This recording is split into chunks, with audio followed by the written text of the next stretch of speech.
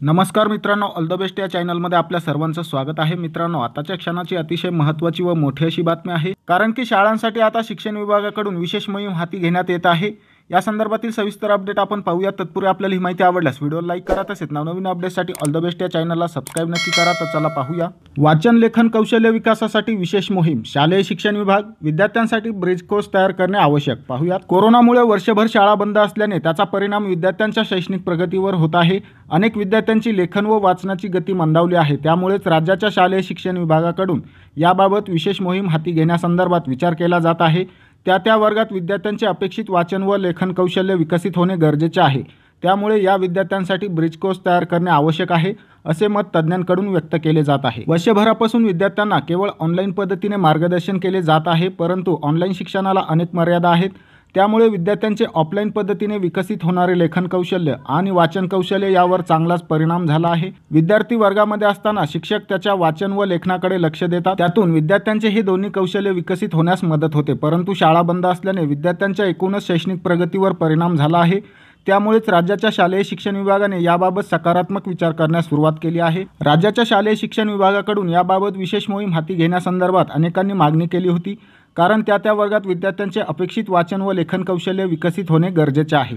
तर नुकसान काही अंशी भरून काढता येईल. त्या वर्गातील ज्ञान कौशल्य आणि अभिव्यक्तीवर आधारित राज्यस्तरावरून स्वाध्याय पुस्तिका तयार करून त्या शाळांमार्फत पालक आणि विद्यार्थ्यांपर्यंत पोहोचते केल्यास विद्यार्थी स्वतः त्या सोडून वर्षभरातील अध्ययन निष्पत्ती प्राप्त करू शकतील. विद्यार्थ्यांच्या तर्क, अनुमान, आकलन या मानसिक आणि बौद्धिक सामर्थ्याचा विकासही साधता येईल. या उपक्रमातून विद्यार्थ्यांचे झालेले नुकसान काही अंशी भरून काढता येईल.